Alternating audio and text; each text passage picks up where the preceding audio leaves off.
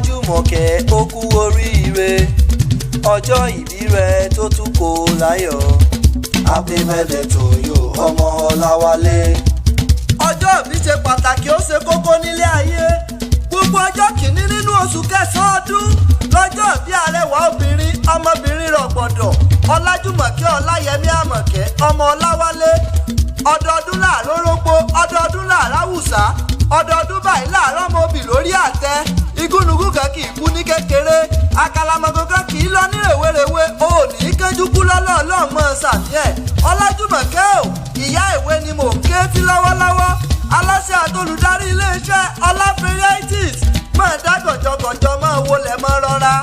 Àpapẹ̀kọ rẹ̀ adọ́gbadélẹ̀ láàrin abo orí rùmúrùmú Ọlájùmọ̀kẹ́ rẹwà tọ́pọ̀tọ́pọ̀. Orí òní jẹ́ kó fọdún èyí ṣàṣemọ́. Ó jèrè ìbànújẹ́ ayé òní kan ó sì ní rí gbé sọnù bí ó ṣe bí ọmọ. Ọlájùmọ̀kẹ́ ò ilé ayógun mọ́rù nísàlẹ̀ Ọ̀ṣun gan ní ìṣẹ̀lẹ̀ bàbá tó bí ọlọ́mọ. Ọ̀ṣun ṣẹ̀ǹkẹ̀ sí olóyè ayùn àwẹ̀dẹ kó tó wẹmọ nílùú Òṣogbo Òṣogbo òròkì ọmọ àsálà.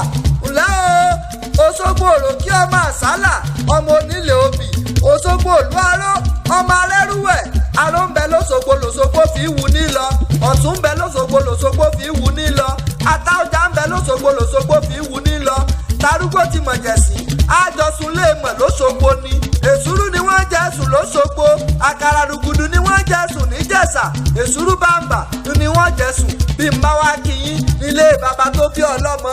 Ọlájùmọ̀kẹ́ ò a kì nílé bàbá kámọ́ nílé ìyá jẹ́ agbéra pa kárẹ̀lú Ìjẹ̀bú-Jẹ̀ṣà tí í ṣèlú yeye tó bí ọlọ́mọ. Ìjẹ̀bú ọmọ èrè nìwà ọmọ awúre fàṣẹbanu ọmọ adùn mádé ọmọ adùn mọ́sùpẹ́ jẹ́jẹ́ ọmọ aládìí òkókó tí yé tiẹ̀ ní kọ́ngbẹ́kọ́ngbẹ́ ọmọ aládìí òkòkò mọ̀gà bọ́bá wù Jẹ̀bú àwẹ̀ ní tiẹ̀ ní wíníwíní bọ́bá wù Jẹ̀bú àwẹ̀ ní tiẹ̀ ní wíníwíní bọ́bá wù Jẹ̀bú àfọdún ẹ̀ tó kù sọdún Àgẹmọ ọmọ alágẹmọ mẹ́rìndínlógún nìyí nílé yeye tó bí ọlọ́mọ. Ǹlẹ́ iwájú lọ́mọ Ìjẹ̀ṣà abẹ ní ogún ràdúdú ọmọ arìn lọ́sìn ọmọ elébùté wuyì ń gbòkun àkàrà rúgùdù wuyì ń Jẹ̀ṣà ìgbékeré àdùnnù tán ó wuyì ń padà lé bọ́bá jẹ́ tààtàrí àmọ́ táwọn lẹ́nu díẹ̀díẹ̀ là báwọn rọ̀ lókìtì ẹ̀fọ́. Ọlájùmọ̀kẹ́ ò ọmọ Ọláwálé o ti sọdún èyí náà orí òní ṣe láṣẹ mọ fún ọ ṣe kí ni ọ̀sẹ̀ bíi. Happy birthday to you ọmọ Ọláwálé.